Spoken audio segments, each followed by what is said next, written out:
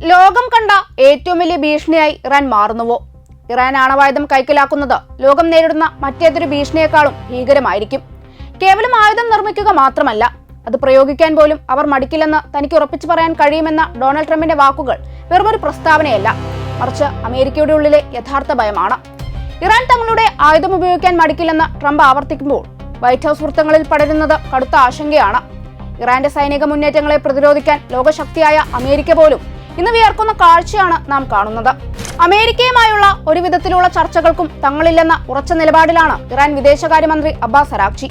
White house പ്രതിനിധികളുമായി കൂടിക്കാഴ്ച നടത്തുമെന്ന് പ്രതീക്ഷിച്ചിരുന്നുവെങ്കിലും ഒരു ചർച്ചയും ആസൂത്രണം ചെയ്തിട്ടില്ലെന്ന് വിദേശകാര്യ മന്ത്രാലയ വക്താവ് ഇസ്മായിൽ ബഗായി വ്യക്തമാക്കി. അമേരിക്ക അടിച്ചേൽപ്പിച്ച യുദ്ധത്തിനെതിരെ പാകിസ്ഥാൻ നടത്തുന്ന മധ്യസ്ഥ ശ്രമങ്ങൾക്ക് നന്ദി പറയുമ്പോഴും അമേരിക്കയുടെ മുമ്പിൽ തല കുനിക്കില്ലെന്ന വ്യക്തമായ സന്ദേശമാണ് ഇറാൻ നൽകുന്നത്. വാഗ്ദാനങ്ങൾ ലംഘിക്കുന്ന അമേരിക്കയെ വിശ്വസിക്കാൻ ഇറാൻ തയ്യാറല്ല. സാമ്പത്തിക ഉപരോധങ്ങളിലൂടെ ഇറാനെ തളർത്താമെന്ന അമേരിക്കൻ മോഹം വീണ്ടും പാളുകയാണ്. റഷ്യൻ ഇറാനിയൻ എണ്ണ വ്യാപാരത്തിനുള്ള ഇളവുകൾ പുതുക്കില്ലെന്ന് ട്രഷറി സെക്രട്ടറി സ്കോട്ട് ബെസന്റ് പ്രഖ്യാപിക്കുമ്പോഴും ലോകത്തെ ഏറ്റവും പ്രധാനപ്പെട്ട ഊർജ്ജപാതയായ ഹോർമൂസ് കടലിടുക്ക് ഇറാന്റെ നിയന്ത്രണത്തിലാണ് ഉള്ളത്. ഇറാൻ ഈ പാത അടച്ചാൽ ആഗോള ഊർജ്ജ വിപണി തകർന്നടിയും.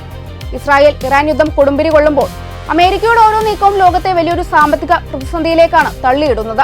അമേരിക്കയുടെ സമ്മർദ്ദ തന്ത്രങ്ങൾക്ക് വഴങ്ങാത്ത ഒരു പുതിയ ഇറാനെയാണ് ലോകം ഇന്ന് കാണുന്നത്. റഷ്യയായും ചൈനയായും പാകിസ്ഥാനായും പുതിയ സഖ്യങ്ങൾ രൂപപ്പെടുത്തിക്കൊണ്ട് ഇറാൻ തങ്ങളുടെ ആധിപത്യം ഉറപ്പിക്കുകയാണ്. ഉപരോധങ്ങൾ കൊണ്ട് തോൽപ്പിക്കാൻ ശ്രമിക്കുന്തോറും കൂടുതൽ കരുത്താർജിക്കുന്ന ഇറാന്റെ ആണവ സ്വപ്നങ്ങൾ അമേരിക്കയെ ഉറക്കമില്ലാത്ത രാത്രികളിലേക്കാണ് നയിക്കുന്നത്. പശ്ചിമേഷ്യയിൽ ഇനി ആര് വാഴുമെന്ന് നിശ്ചയിക്കുന്നത് ഇറാന്റെ അടുത്ത നീക്കങ്ങളായിരിക്കുമെന്നതിൽ തർക്കമില്ല.